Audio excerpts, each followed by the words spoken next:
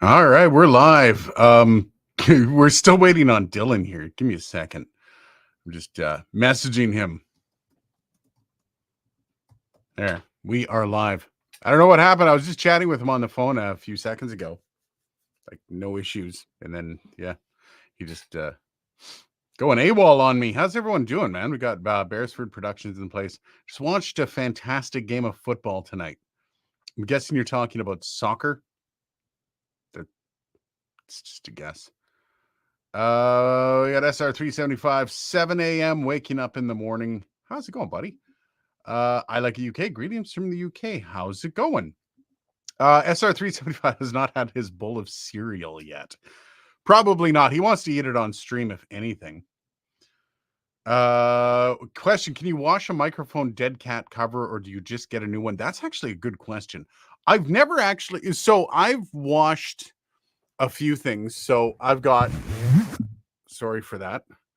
This is my foam for my MKH 416.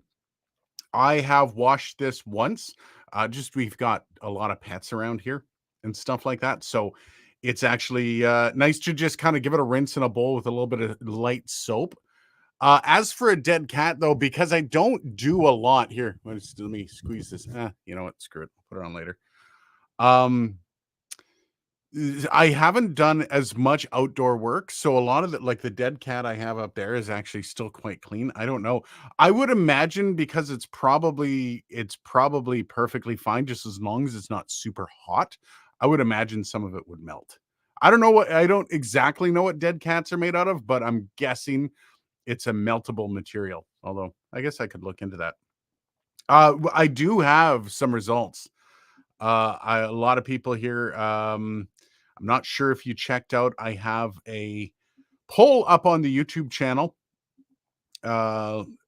basically saying which piece of gear do you think was the dirtiest after I swabbed it. Your options are microphone, mic sock, pop filter from plosive testing, main mixer I use, and stage used mic. And I think y'all might be a little bit thrown off by exactly what one. I just finished today. I'm just finishing off with all the extra B-roll and stuff like that, and I do have to shoot a little bit more. So it might actually be kind of interesting to see what the results of that poll are going to be, whether or not people are shocked. I don't know. I was a little shocked by the results, but there's a couple results in there because I did a stage. So I bought the Shure Nexidine. I've got the review coming for that up on Monday. And I swabbed it right when it came out of its packaging. And then I swabbed it right after it was used live for a night of music. And then I also, the lead singer of the band, you'll be introduced to her in the video coming up. She let me swab her day-to-day mic, which was a Beta 58. And so I swabbed that, and I thought it was going to be completely nasty. So that's an interesting one. Then I did the pop filter. Shoot, I think it's over there. You know the pop filter I do all my plosive tests with? I swabbed that. I swabbed the my PodMic USB that I use as my main mic on my desk on the sock, as well as on the actual microphone underneath the sock. And I did the Rodecaster Pro 2 face that I use on my Mac. I think that's it. Yeah, and the results were fascinating. Dan's in the house. How's it going, Dan? I think I might actually call Dylan. This is wild. Dylan's leaving me out to dry here. I hope he's okay. We're gonna find out. But otherwise, yeah. So some of those results, I was hoping to talk to Dylan about exactly some of the stuff that you would expect would be grosser than others. I like it. I have the foam cover, but I use the dead cat as I wanted to stop any fan or wind noise. Yeah, you know what? I would imagine as long as it's not coated in gross stuff, it's probably fine. I would say though, if you get a lot in it, it's going to end up pretty gross after a while. Dylan just messaged me. 1 second. He's restarting his computer. So apparently none of his peripherals are working. He's been messing around with the iFi The video, I don't know if a lot of you guys watched it. A lot of people did not actually watch the iFi video. It's basically the really nice, monitoring gear that was sent over from the UK. Okay, he's messaging me again. Come on, Dylan. StreamYard won't use my micro camera. Fuck's sakes. So he's trying to get in, it seems. So he's getting there. Um, where was I? Good God.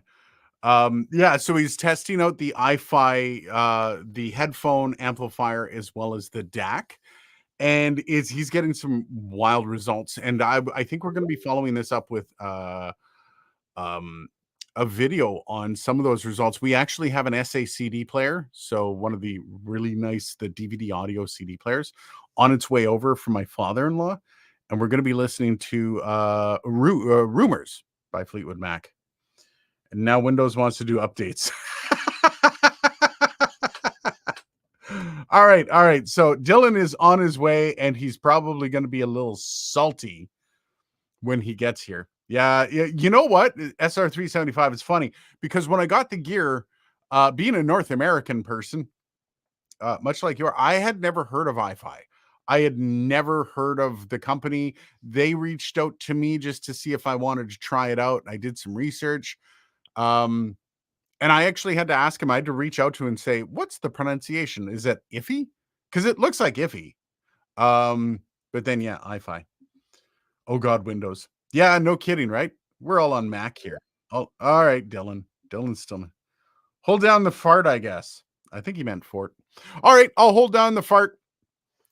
So Friday, how's everybody doing? We got 15 people in the house. Last week's videos they did well. I was surprised that the PD100X video did as poorly as it did. However, I have Mayono has been messaging me consistently trying to figure out why I did that to them. I haven't answered any of them. So apparently the toilet seat pedestal is way worse than the seat or bowl for bacteria. Wonder if the thing adjacent might be worth. Interesting about the toilet seat pedestal being way worse. The seat apparently, I remember, I think it was Mythbusters I was watching. Andrew C. I don't know if you know Mythbusters. You are from Australia. I would imagine you guys had Discovery out there with Mythbusters or the internet. I don't know. I remember somebody, I think it was them talking about the reason why the toilet seats were clean is because one, people cleaned them, but two, you sit on it with a piece of your body that's usually covered up by pants, which is interesting. That does make sense. And when it gets a little dirty, you wipe it down. So, but then the actual like part of the toilet yeah. Anyways, it was pretty gross. Not gonna lie. I will find it's interesting from a studio perspective because we all expect socks are going to be gross. I've worked in radio, so we actually had people that would have their own mic socks for their mics and they would bring it into work with them so they didn't have to touch it. I was never that hardcore. I just don't touch my lips to the freaking mic like I mean, like a normal person. But yeah, so I found that the microphone itself isn't the dirtiest thing in your studio. And I think that's probably, I'm going to keep my mouth sealed. My lips are sealed on what the results are on that whole thing.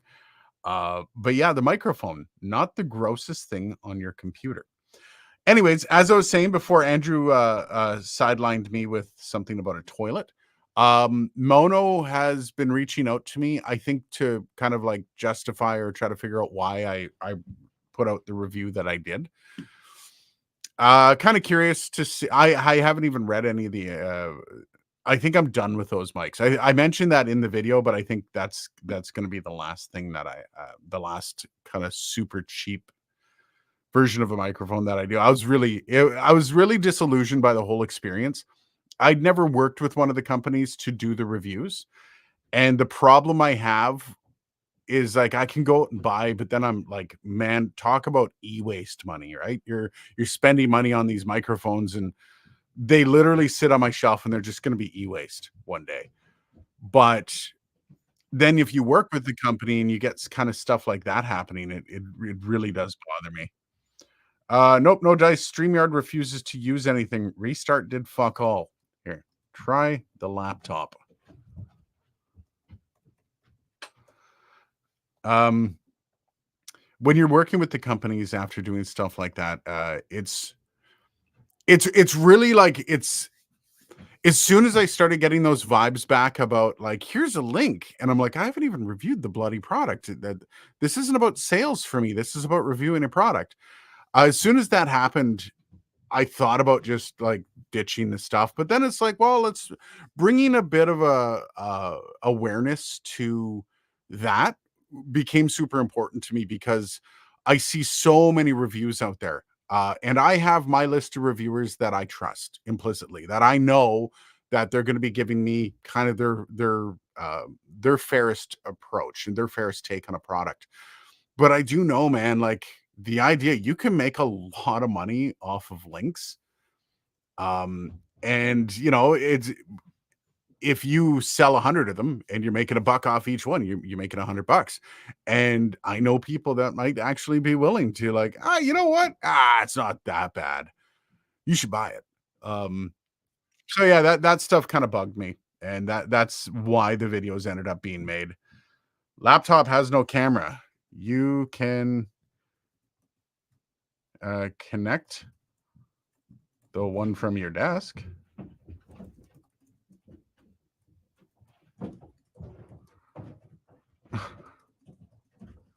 Just make this a short live. Dylan's having a hard time. Yes, we have Mythbusters and electricity too in Australia. It's not all naked crocodile fighting. Why did you ruin that for me, Andrew? Damn it! Now I just have no idea what it's like in Australia. Oh, no way. What? Stupid. What? Stupid. I don't know. I just went into. Can you hear me? Yeah, I can hear you. I went into StreamYard. I went into the StreamYard settings, and because it was just like, oh, some device is using your camera and microphone. I'm like, you're the only thing open. So no, there is nothing using my camera and microphone. And then all I did was like I set the mic to something else, and then set it back to what it was, and it worked fine. Yeah, sometimes it's the camera causing the problems. Let's just catch up on what I was talking about with everybody. Richard Mitchell, video idea. Oh, yeah, SR375, direct to landfill product. Yeah, that's what Mono was this week for sure. Richard, video idea. You had a great video on Mike's Good, Bad, Ugly. It would be fun to have. I was just given an RA20 as an example. What else should I buy? Perhaps in the $3,000 to $7,000 to $1,000 zone. That's actually an interesting concept about like kind of gear matching. Hey, you just got an SM58 or an SM7B. What should you buy? It seems really like I guess I can pick all the like the top microphones and kind of pair them up. It's kind of like doing wine tasting with microphones. Mono did have nice switches. Yeah, you know what? I mean, actually, it's still here. I haven't even put it away from the review. It's been sitting here. It's actually not a horrible looking device. The Mono, whatever, the G1 Neo. This was the most, like this one had the best chances of being decent. It was just so useless. And there's people, and what I really didn't get was there was one person defending the G1 Neo saying, oh, it's good enough for beginners. I'm like, no, it's not. It doesn't do anything. It's more work than it is helpful. Like, why? And then worse yet, on the PD100X, if you heard the sound of that microphone when it distorts when you get close, there were people that disliked my take on that video. Like, how do you dislike that? I called it like, that's a shitty mic. I don't know. Anyways, some people, man, and their dogs. It's because they bought it. Pay to play is alive and well in 2024. Amen. And that's depressing. It's one of the most depressing things about all of this is pay to play is I know some larger creators that don't do pay to play, but when they get a product across, they like especially from the cheap angle. And I know there's a lot of pressure from people that viewers that want you to justify not having to spend $200 on a microphone. That's what they want. They want you to look at the microphone for $50 and say, this is awesome. This is all you'll ever need. And a lot of viewers get upset when they realize that, oh my God, this guy is telling me I now have to spend more money. So there's a lot of pressure from viewers from that perspective. More so that I know a lot of the bigger creators, some of them actually do just that. They're like, nah, this is fine. But the problem is there needs to be some sort of, it's almost like there needs to be a standardized kind of test for microphones. And like, if it sounds like the PD100X is trash, how's that? Like, does it sound distorted when you lean into it? Then it's trash. I don't know how else to do it, but like, you know, I guess some people's trash is another people's treasure, right? Maybe Mono can redeem the gamer test. Some people aren't interested in quality, right? Some people are going back in their head to, well, when I was, you know, in 1986, I bought a tape machine for $6, and you know, and it, you know, it got me by for a couple of days. And it's like, no, man. Like at the very least, you need something that works. And yeah, and that was like the whole, like that distortion. That's a malfunction. Yeah, like I don't go lower in price, you know, with something that has blatant malfunctions like that. Well, and that's like one of the things, like I had to point out that the criterion that I'm judging these mics on was works as a microphone. Secondly, it doesn't lie to you to tell you that it does more than it really can. Like the Blue Yeti used to say it was great for voiceover and great for music and great for this. And it's like, it wasn't. Those were some false promises you got there. But like, and you know, Maono and Fafine have pretty much kind of lived up to that end of the agreement. But then it's like, well, when it distorts like that, it's not operating as a microphone. But yeah, I do like this idea. Maybe Maono can redeem in the hammer test. I think, you know, it'd be a fun video at the end of the year, doing a hammer test on all of the microphones that I did not like throughout the year. Nice. And all of the gear that I did not like through the year. And if it survives the hammer test, I give it a thumbs up. What do you think? There you go. That might bring some redeeming energy to I actually like that. Bring back the hammer test. By the way, also I should have to point out that video is criminally underwatched. I don't know why people haven't watched that video of me crushing the condenser microphone. That did not do well, and I don't know why. I now know how bad a cheap mic can be. The Outsider Jess. Yeah, you know what? The baseline for bad mics has always been like the Behringer, the Pile. Then Maono stepped up to the plate and really knocked it out.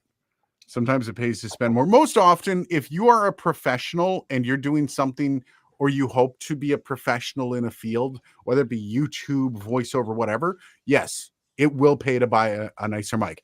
Under the circumstances of like you're buying your 14-year-old kid a microphone so they're not using their headphone mic and they sound like trash, why not? But beyond that, no. There's really no reason to go that cheap.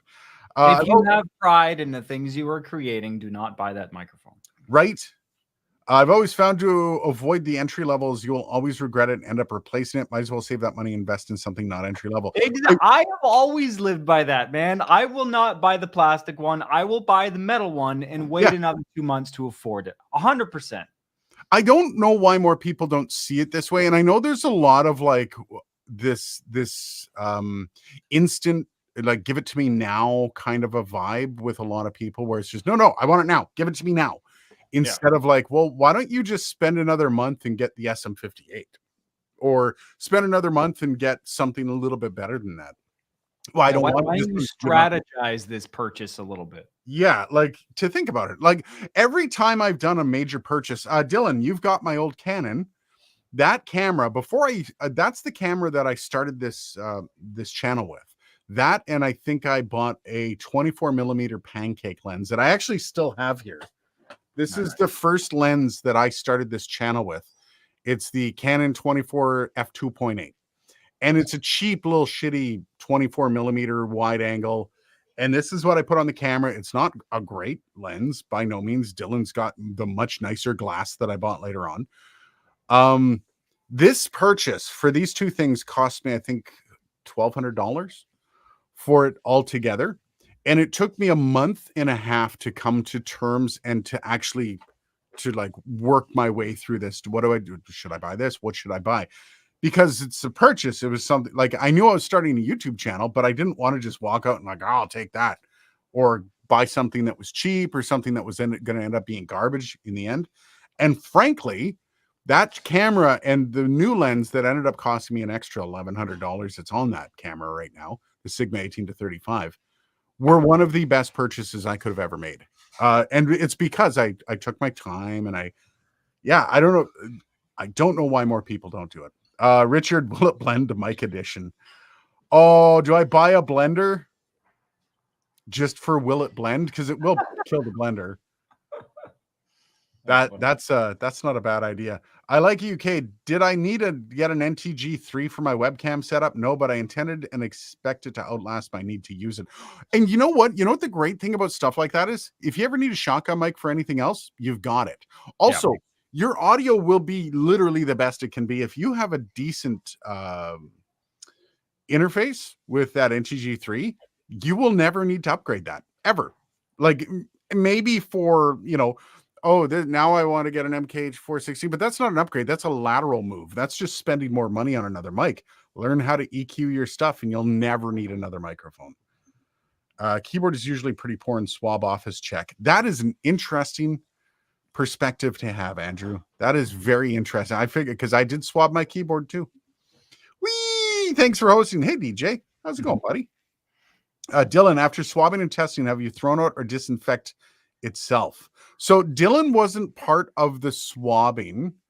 I wanted to, but the amount of work, Dylan's super busy. We just went to a concert. Was that? I mean, that could almost like I'll just give you all of my mics and you swap all of them. And that was the thing, right? But I also wanted like heavy use stuff, so I would have had to have gone to Dylan's house, swab it. Then I would have to sit and whittle it down to I don't know, the 4 most used vocal mics specifically. Although I would have been interested to try something like a mic, like a 57, an instrument mic. Like, okay, this isn't around your mouth, but I mean, it still accumulates bacteria.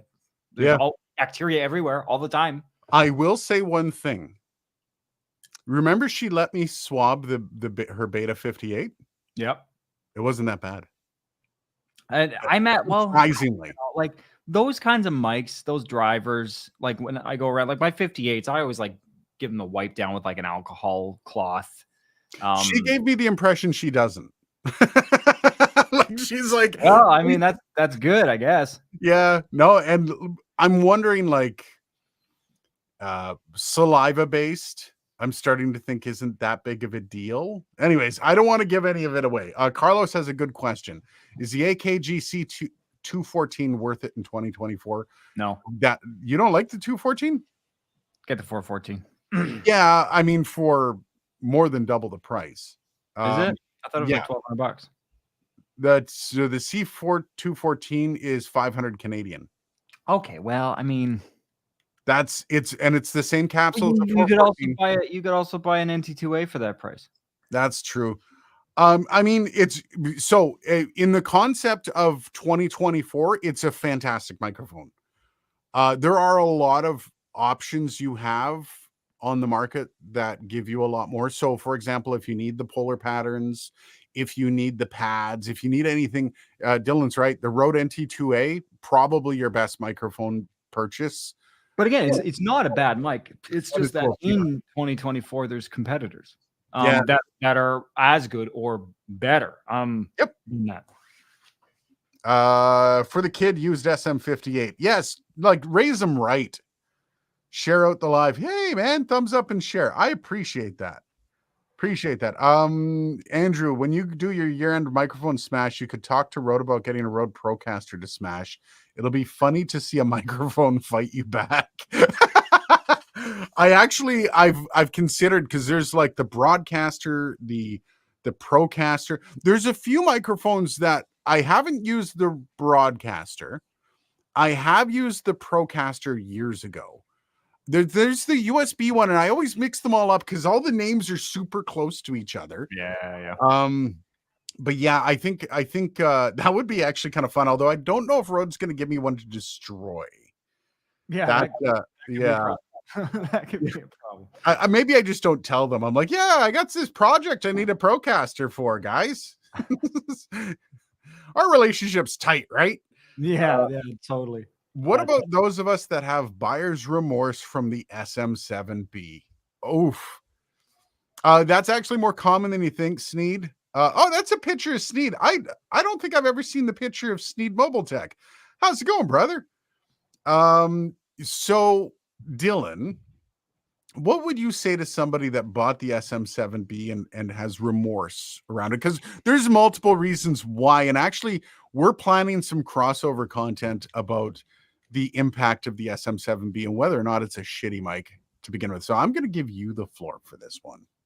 It's not. I mean, it's not a shitty mic. It is a annoying mic to deal with sometimes because it's just so raw. It needs to be treated properly. But when you know what you're doing and you can kind of bring out the things that you're looking for, it's not a bad mic by any stretch. Are there mics that can give you just as good of a sound that are both cheaper and easier to use?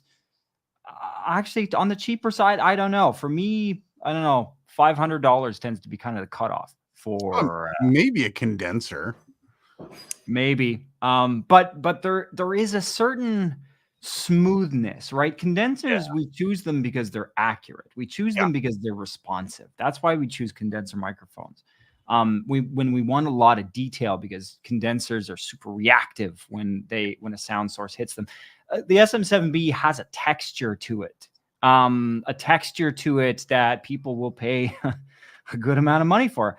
Aiden, I used one recently on a sax that you were listening to, albeit in a live scenario. Yep. How did you find that sax, considering it had very little going on with it? Actually? Oh, it sounded fantastic. And a lot of that is the texture of the 7B. The SM7B, when I'm using something, I don't know, like a condenser, especially a small diaphragm, like pencil mics. Pencil mics are the most flat, neutral, reactive, detailed, accurate, all that of a mic cabinet generally as a genre of mic. But the SM7B, it's used for metal vocals. I've seen rappers in studio use the SM7B right up on it. Yeah. It offers some textures. But is it right for every podcast on the planet? No. Should a YouTuber strive to own one? I don't think so. No, I think I say this coming from a music producer perspective. I say this coming from a music engineer perspective, an audio engineer. If you're doing podcasts, if you're doing voiceover, if you're doing more contemporary, less niche-y kind of content, that'd be kind of like me telling you to use like a copper phone for your voiceover. It just doesn't really make sense. It's like, I remember Deadmau5 had a master class at one point where he talked about like electronic music production. And there's one line in it where he's going, putting a G series compressor on a dance kick makes no fucking sense. Man, I just remember thinking like, yeah, it's true. Even though, SSL G series compressors are like $5,000 when they're not in a $100,000 board. There's certain applications that, they're just not for that. Same with the SM7. The SM7 I kind of put in that category. It is become synonymous with success. It is a great sounding mic. I use it daily for voiceover. It is my daily VO mic. I've got an ISOVox back there. I've got a U87 in a box right now, and I'm using this thing as a voiceover for a number of reasons. I also do like the RE27, which is my normal live stream mic. I do like that on the shelf behind me. That's my SM7DB back there. I've got the SM7B kicking around too. I just don't bother. Yeah. Also, Sneed, just to go back to this really quick, if you don't know, like, it's one of those like get good This is if you want to use an SM7B daily and you not have remorse, you gotta like that's a great time to start working on your EQ, man. Working on how to EQ in SM7B, because once you learn that and you get that profile locked in, it's golden. However, And one thing I do recommend for a lot of people to do, get a producer to set up a profile for it. And then you always have a profile for that microphone. As long as your setup isn't really changing, you'll have a decent setup for SM7B. And it probably cost you a couple bucks, but hey, at least you have a great sounding microphone. but to do that, and like if you don't know how to EQ a VO, there's absolutely no shame in that. No, God no. EQing is like a whole university level course in and of itself. There's so many philosophies with EQing. There's so many ways to go about it systematically, formulaically. But the most critical part is, in order to be able to make that curve, if you're not going to get a producer to do for you, the only way that you can make that curve is learning to separate the different parts of your voice out. Learn to like critically listen and like hone in on specific harmonics in your voice that are offensive or that are underrepresented. And then you can really sort of, because, otherwise EQing a voice is like taking shots in the dark. You're listening to some guy on the internet tell you, oh yeah, do a little boost around 6K. Yeah. And then you're like, gee, my S's are ridiculous. I wonder why. Probably because you boosted 6K. Like it's such a personal and individual thing that the only way, if you're not going to pay somebody to do it, and even then you might pay somebody to do it and they might do something and you're like, wow, that doesn't sound good. Because it ends up being very subjective. I'm pretty good at creating things that generally seem to sound sonically good to most people, in my experience. But there's some that aren't. There's some that are very, I don't know. Generally look for somebody that specializes in like voiceover production or something critical like that. And you shouldn't really have a problem. But just if you're going to do it yourself, learn to kind of break apart your voice as you're listening to it and hear the stuff that's too loud or too quiet. Okay, we're way behind. So Jedi is a philanthropist. Yeah, first camera I went with was a Fuji X-T4. I hear that's a good one. I think that's a Micro Four Thirds, if I recall. Spent weeks researching it before purchase. Nice. Yeah, and that's what you should do. I like it UK. I use antibacterial wipes on my mouse and keyboard and headphones several times a week. If you are in a shared environment, I believe you should. I used to have my own antibacterial wipes at a radio station. But I had a box of them. I had a box of them in my office, especially during COVID. Based on my testing, though, I was wiping down the wrong shit. The Outsider Jess, I always go between expensive and cheap for my podcast. I use my Rode PodMic USB, but for gaming vids, I use a Tonor TD510. However, I want to switch to an AM8. Yeah, I mean, why not use the Rode PodMic USB for everything like that? You're gonna sound better on that as long as it's through the USB. The AM8, the Tonor TD510, I've never used. The AM8 is to me, how do I put this? It's a bit of a waste of money. I have a weird voice. I'm a woman, but my voice can range from bright to bassy depending on how hoarse I'm at. Jeff, that's actually very common for most people, women included.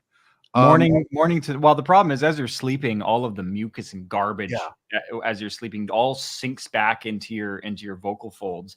And then it takes like a day of vibrations to get you at the point where they're somewhat clean again. There are some exercises you can do to get rid of that stuff. Even then, like I would say, depending on what, like if you're doing voiceover, you can actually use that to your advantage. You can use that to your advantage for different reads. It's not uncommon that like for announcers that I work with, I will have different profiles for like morning Allison, afternoon Allison, lunchtime Allison, like just because there's some patterns that you notice. Yeah. And you know what? I mean, a lot of people attribute deep voice to mid-range to higher voice. Most people are extremely dynamic in their voices. And I saw somebody, it was in one of the Discords talking about my voice specifically. And somebody was like, his voice isn't deep. And I'm like, well, actually, technically I have range down there. I can be deep when I want to. I'm not necessarily a deep voice, no, but a lot of my videos, I talk like this. And most you're people very expressive. Yeah, and most people hear that and they're like, "Well, that's not a deep voice." But that's most people. Most people are like that. When you are not acting. Acting is the wrong term for it, but when you're performing, most people don't sit here and talk. When you're projecting. Yeah. Like the podcast I edit for, he actually does that, where he does everything like this. Yeah, he And does do that. and but that's his style, and that makes him a lot of money. So Yeah, that's his do it. thing. But most people when performing have a very high range of just a high range. Well, and also another important point is from a vocal anatomy standpoint, the pitch that you talk at, the standard set of pitches or frequencies that you talk at, that's called your prima voce. Yep. That's like right in the middle of your chest voice. Yep. And not only do you have notes below that and above that, but you also have your head voice, which is a whole other set of octaves. And so when somebody's talking, you don't really get a sense of, how deep their range can be. People can go really low and obviously, but we don't all sit here going like, "Hello, how are you? Are you well?" Talk like War from Next Generation. Exactly. Or talk like the guys from like The Fifth Element. Yeah. SR375, you could sell your SM7B. You'd be amazed at how hard it is to sell microphones nowadays. Since COVID, mics don't sell for very much anymore. They used to. You used to be able to sell microphones no problem on Facebook Marketplace. But it's also, I'll keep my SM7Bs. Outsider Jess, I actually want the SM7B or the RE20. I don't think I'll regret it, and that's bad. RE20 all day, every day. If you're going to just be talking and you don't want to EQ as much, the RE20 will suit you a whole bunch more. Also, the RE20, unlike the SM7B, which is super flat, the RE20 is one of those microphones, and this is how it got its broadcast kind of name, is it doesn't sound bad on a lot of people. It sounds good on a lot of people. It might be worth looking into that. Also, what interface are you using with the SM7B? All depends. Dylan, he's asking you that, I think. I think so. Right now, this is a bad example because I'm going through the 1073 and then I'm going into the Rodecaster. So it's actually a pretty decent signal chain. No mic activator or anything. Just the 1073's got like 82 dB of gain. So it's got no problem with the SM7B's lack of output. But yeah, I mean, it works with a variety of things. I've also used it just straight into the Rodecaster with a cloud lifter because kind of need it. But no, I like the SM7B. Hey, if you have buyer's remorse because you bought an SM7B and you don't like it anymore, I will buy any SM7B off you for $40. I'm gonna put that on the table right now. If you want to get rid of it, and hey, because you're gonna have a hard time selling it, I'll buy it off you for $40. You heard it here first. You heard it here. Hey, that's $40 that you otherwise wouldn't have. So you might as well just off it over. It's neat. I had to spend additional hundreds of dollars and work hard to learn how to make it sound good. Yeah, you know what? Totally. An ill-advised purchase as your first mic would be the SM7B. Flat out. Ill-advised until you kind of learn what you're doing. First mic with SCV7. We're gonna blow through. Some people can crush an SM7B and some people don't. SM7B with a booster, nah. See, and that's the thing. That's Flat Ground TV. Welcome to the channel. I like your profile picture of the camera on that. That's cool. The SM7B with the booster is just a flat mic that's louder. Yeah, like the SM7B is not going to sound better louder.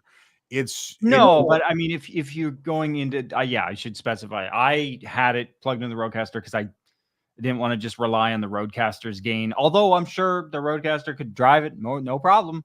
I figured reducing the potential for some noisiness would be ideal. Yeah, I like the Procaster better than the SM7B, but I hate the Procaster shock mount. It's been so long, I don't even remember what the Procaster shock mount is. Higher gain interface. I even bought a FET head. Yeah, FET head's good for that. Yep. Bridge camera without a headphone. Okay, so we're gonna. I'm just gonna skim up, and I'm gonna get a little bit more, a little closer to where we were talking. My voice: morning terrible, midday terrible, evening okay, late night bass. Action Popcast. welcome to the stream. I don't think I've ever seen you here before. Please. Movie trailer voice in a world. We used to have a guy in our broadcast class when I went through broadcasting. Nathan, his name was, and he had that voice. The dude was like 19. And the first day, our teacher kind of took him aside and said, "Could you just say in a world?" And so he does that. And the funny thing is Nathan never did anything with it. Like he just kind of fell off the face of the earth. And it's like, then you've got like I can do an okay movie trailer style. It's not as deep, but I can animate it like that. Hey, yeah. I know. We'll get Aiden to try. We'll get Aiden to try to do a movie theater read on an omnidirectional capsule. Oh, that's just mean.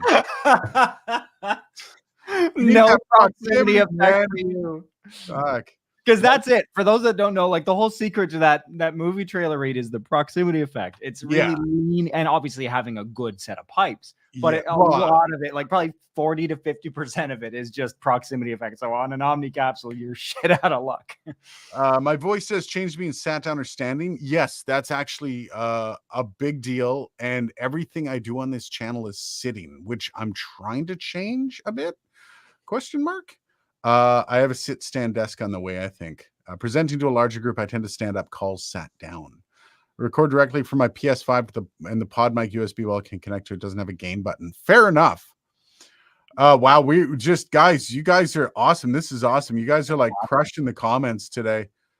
If I didn't get to something and you guys want me to talk about your question or something like that, just hit it up again. And like tag 58 for 2. Just do. I mean, again, be financially responsible. I should say that. But you know, 58. Like, I should say, do you have a 58 already? Is it another 58, or is this your only 58? Even if you have one, buy another one. I would, but like, what other mics? Yeah, we need more info. What other mics are in your locker, or is this your first microphone purchase ever? Because if this is your first microphone purchase, do it. Yeah, so Action Podcast. I'm going to call you Action just for time. I'll call you one thing I would say, I did mention microphones don't sell well. There is one caveat, and that is Shure SM58s and 57s. You can sell those for about 90% of their cost used, even after they've been through the full digestive tract of an animal and shat out afterwards. You can still get 90%. I have seen the most beat up SM57s go for 90% of their cost because they just sound like an SM57. So yes, buy the SM58 and you will never regret it, because even if it sits on your shelf and you got nothing to use it for, you can put it on Facebook Marketplace or whatever app you use to sell stuff, and it'll go within a day. Some musician will find it. I honestly, like, I'm the kind of sick asshole though. Like, I will buy mics. I'm not into the whole pre-worn thing. I don't like that in guitars. If I want to bust it, I'm gonna bust it myself. You know, like I'm gonna wear it down my way. But microphones, if I see a used mic and it's, you know, been beaten up a little bit, like my favorite mics obviously are the ones that are all battered. Like I got a couple pencil mics that have been in so many like outdoor shows, and they're blue, but they're like caked in just a little thin layer of crap on the outside. I love them. Tommy Temper, I have my SM7B plugged directly into Rodecaster Pro 2. Yeah, you know what? He says it again here. You don't need a lifter when you're using a Rodecaster. No, and a lot of the newer Rodecaster does have the effects, onboard effects. But a lot of the newer interfaces you don't need. Like, it's rare to find an interface between $200 and $500 these days that doesn't have at least 65 dB of gain. It's very hard. I like everyone's offering. Poseidon says he'll do 60. SR370 to 70. Yeah, so I love how they're trying to compete with me, but they're charging more money than me. Infamous Oklahoma City basketball player Matt's here. Says, hey guys. Hey. 7050 from Poseidon. Okay, so we're up to 8125. Awesome to see. Red Cabin says, Steve, I'll bring you an SM7B to try if you want. Oh, that's nice. People helping each other out. Yeah, the 58 is a forever mic, and every studio should own a 58 and a 57 or one of the other. You can get by with one or the other, but yeah.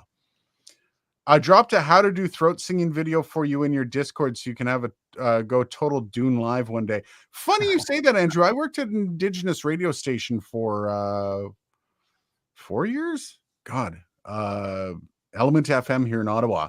Felt longer than We actually had some throat singers, some Indigenous throat singers stop by, and they actually told us they walked us through the process. It's actually a fascinating process.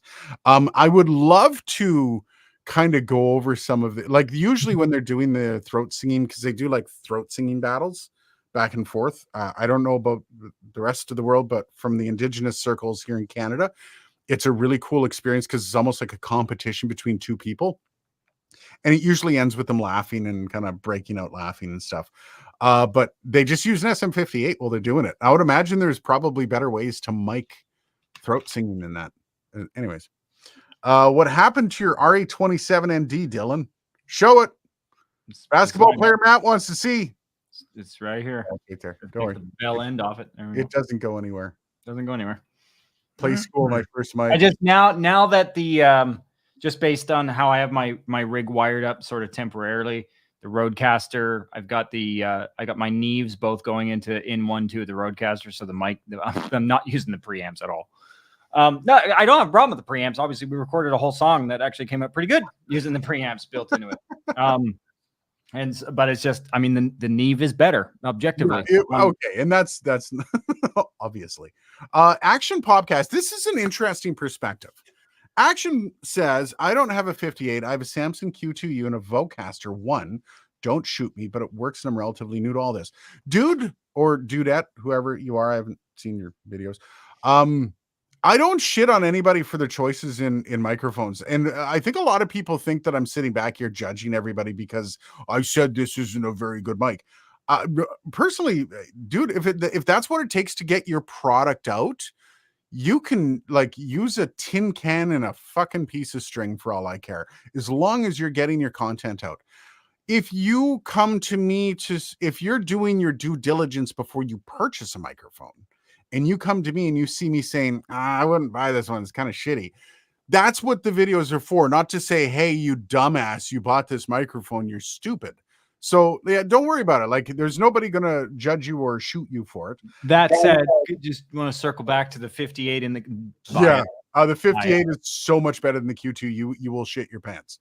I guarantee you will love the 58 compared. The Samsung Q2U was great 10 years ago because it was a cheap dual out USB XLR microphone. And when I say cheap, at the time it was bloody cheap.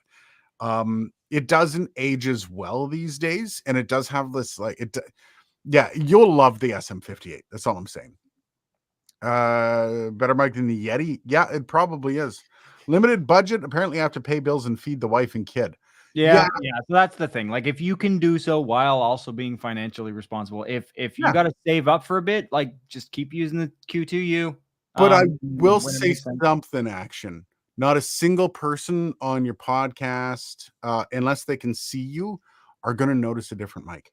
No. Yeah, it doesn't matter. Just nobody's going to notice. If you do good product, good content, people will be there for your content, not your microphone. Yeah, just upgrade when it makes sense. The numbers, like, don't jump unless you're pushed, right? Like, Steve, how's it going, Steve? Welcome to the stream. A friend of mine gave me an SM57 that someone gave him, then figured out how good it is and asked for it back. Yes, I gave it back. Yeah, no, you don't give away an SM57. Did you take it? If you want to, I will happily accept. Yeah, I am also receiving SM57s. If you have no idea what it is, and yeah, I'm more than my PO box. Oh, Outsider, just a hot take. Am I the only one who thinks the 20 is better than the 27 ND? I prefer the 20. He prefers the 20. Yeah. Can you say that with any more disdain in your voice, Dylan? He prefers the 20. He prefers the 320. Actually, yeah, the 320 I prefer over. See, it's hard. I haven't put them side by side in a while. I should again, between 320 and the 20. I really like the 20, but knowing how much the RE20 costs, when I sit down in front of the 320, it's like, fuck, it's a nice sounding mic. It really is for the price it is and what it is. I think if I had like $1,000 in my hand and I needed a microphone and those were the only three I could buy, I'd probably buy the 320 again. It's just like the amount you lose between the 320 and the 20, it is a different sounding mic. Don't get me wrong. But the 320 doesn't sound bad. Like it's not like you're losing a character and quality getting the 320. It just doesn't sound like the RE20. So if you want the RE20 sound, get the RE20. But if it's not about that, you just want good sounding microphones. The RE320 sounds pretty good considering. Just mounted my Rodecaster on Ergotron monitor arms. So awesome. See, I've tried to do that with this, the Rode boom arm I have here. I've set up for my overhead shots. The bloody thing just rolls around on here. It doesn't stay. I think maybe I just need to set it up properly. And I was thinking about using the VESA mounts for it. Military throat style microphone. I did not know those existed. That was a thing. You guys gonna watch the Canada matches in the Copa America?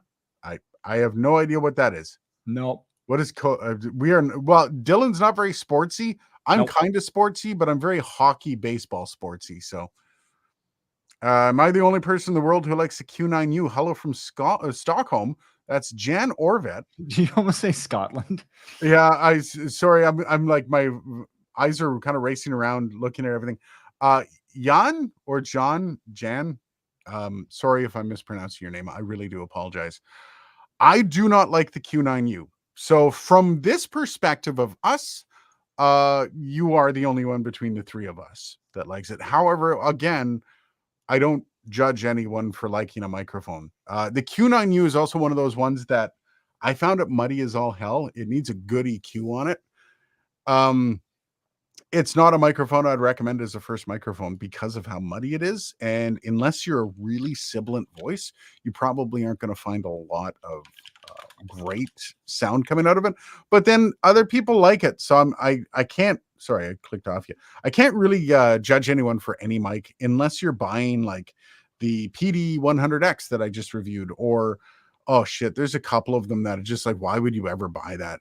Behringer XM1800S, the Pile PDMIC. Oh god. Yeah, so I don't really judge. And also again, it comes down to getting your product out there. Cool. Nobody really gives a shit what you're talking into when push comes to shove. The 320, I prefer the look, but I know it would sound bad on my voice. Jess, you can get the RE20 in black now. They actually have them in black. I'm a dude from the UK. Oh, cheers, Action Popcast. I now am reading this with a British accent in my head. I think the Q2U is noisy. He says UK, so he could be from a few different places. Yeah. Maybe I'm doing something wrong. Maybe it's the Vocaster. I say I'm new and trying to absorb as much as I literally a noob. Yeah, so the Q2U on XLR is probably going to be a bit noisy as you boost up that Vocaster. Because you're going to be the Vocaster isn't perfectly clean on the preamps. So yeah, but the Q2U is kind of noisy in itself.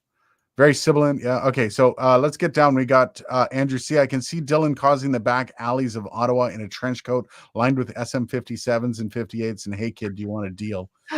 Yeah. That's what we did at the bar last year. Yeah. Use a VESA mount. I thought about using the VESA mount. Damn it, why am I always late? Shrimp, how's it going, buddy? Hey, you can watch from the beginning, buddy.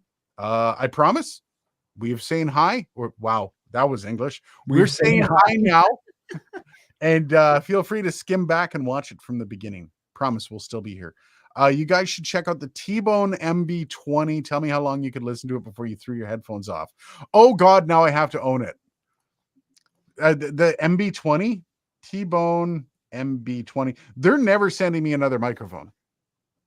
I know that because they asked me for their microphone back, the T-Bone 420, whatever it is called. They like messaged me and they're like, hey, can we get the mic back? And I'm like, yeah, sure. I said, they're like, as soon as you're done your review. I said, oh no, I posted the review. And so I guess they went and watched the review, and I'm like, when do you want the mic back? And they just ghosted me. I'm like, where am I sending it, guys? It's just sitting here. And I'm like, I got an extra T-bone. They're not talking to me because of what I said about their mic. You can't get it on Amazon. This is a problem with T-bone, guys. Oh, you know what I do have? Does anybody own one? Because I now have a PO box. Yeah, I will. I'm gonna check out the MB20. I want to actually check that out. The problem is I can't order it from Amazon, and it will cost me a fuck ton to bring over from the UK. So I'll look into it. The three of us. I'm from England in mighty Dorset. Nice, sweet. I was there last summer. Nice. I'm good, y'all. Good to see you guys. Yeah, good to see you too, Shrimp. How's it going, brother? I don't like T-bone mics. Jess, just putting a line in the sand. Amen. Okay, so it's actually after 6. I do have a very old Samson Q7 that I used for backing vox in my old band. Samson Q7. Good God, that's old. Yeah, get the SM58. Like, you know what? You're gonna go on to Facebook Marketplace, or I don't know what used platforms you guys use in the UK. Facebook Marketplace here works great for it. Type in SM58 and get a used one. Guaranteed, you'll get probably $15 off the price. You won't have to pay any tax, and I guarantee you, it's going to sound better even if it's 40 years old and it is passed through the. Sorry, I won't repeat that one again, but guaranteed it will sound good. Apparently, you can't talk about digestive tracts. T-bone is a Thomann exclusive, but I guess just look it up in the MB20 review from a German YouTuber called Obli.